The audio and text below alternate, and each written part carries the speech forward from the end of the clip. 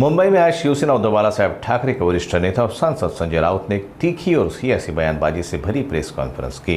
उन्होंने कहा कि हमने मनसे के साथ गठबंधन के लिए सकारात्मक भूमिका अपनाई है और मराठी अस्मिता के नाम पर सभी को एक साथ आना चाहिए ताकि मुंबई को ईस्ट इंडिया कंपनी जैसी ताकतों से बचाया जा सके। ही धमकी आहे, मुख्यमंत्र्यांची ही धमकी आहे। महानगर आधी त्याने अशा प्रकारच्या धमक्या लोकसभेला दिल्या, मग विधानसभेला दिल्या, महानगरपालिकेला दिल्या, मग जिल्हा परिषदेला धमक्या देतील, ग्रामपंचायतीला देतील। हे धमक्या देऊनच निवडणुका जिंकतायत। निधी, धमक्या, खंडण्या, त्यानंतर कायद्याचा गैरवापर। मुंबई त्यांना जिंकायची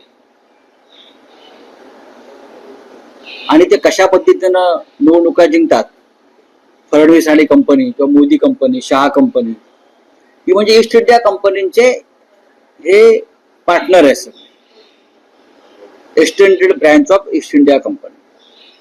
त्यांचं हेडक्वार्टर सुरतला आहे। आता मुंबई जिंकायची आणि अमित शहाच्या पायाशी टाकायची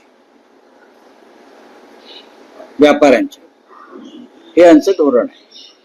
जसं पोर्तुगीजांकडून ब्रिटिशांनी घेतली मुंबई, मग ती याला भेट दिली, त्याला नजराणा दिला, तसं देवेंद्र फडणवीसांना मुंबईचा नजराणा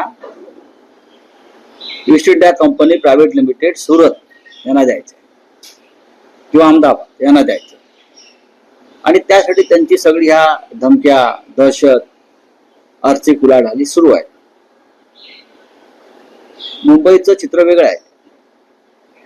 विधानसभा तुम्ही ज्या पद्धतीने जिंकलात त्यामुळे तुमची आंतरराष्ट्रीय स्तरावर छिथू झाली आहे।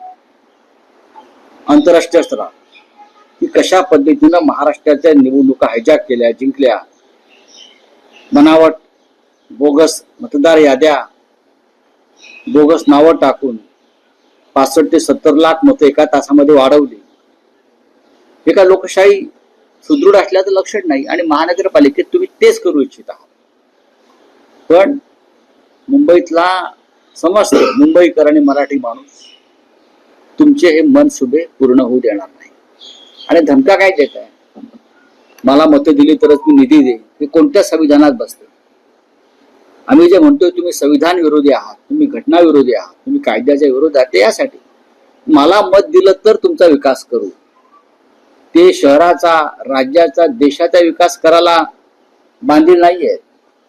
जे त्यांच्या बरोबर नाहीत त्यांना ते दारिद्र्यात आणि अविकसित ठेवणार, हे यांचं वेगळं संविधान, मनुवाद, मनुस्मृतीचं संविधान यांचं बनलेलं आहे।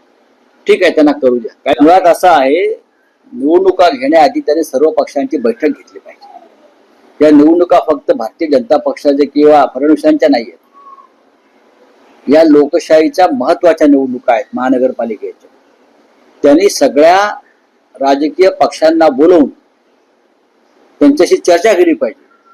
निवडणुकांच्या तारखांसंदर्भात काय शिफारस केली पाहिजे, कोणत्या अडचणी आहेत, पाऊस आहे का, शाळा आहेत का, अन्य काही अडचणी आहेत का, सण आहेत का, उत्सव आहेत का, या संदर्भात त्यांनी चर्चा केली पाहिजे। पण ते करणार नाही। ते विरोधी पक्षाची अडचण बघून संपूर्ण तयारी, सेटिंग, ज्याला ते म्हणतात सेटिंग करून ते निवडणुकांच्या तारखा जाहीर करतील। पण आमची तयारी पैशाचाच खेळ आहे ना, पैशाचाच खेळ आहे ना, बाकी काय? पैशाचाच खेळ आहे। देवेंद्र फडणवीस म्हणतात निधी देईल, त्यानंतर मिस्टर शिंदे रोकड्यात पैसे वाटतायत, ते त्यांच्या गाडीमध्ये, डिक्कीमध्ये 10-12 गाड्यांमध्ये पैसे घेऊनच फिरतायत। ते एखाद्या भागात जातात, माजी नगरसेवकाला बोलवतात, बॅगा त्याच्या हातात देतात आणि प्रवेश करून घेतात।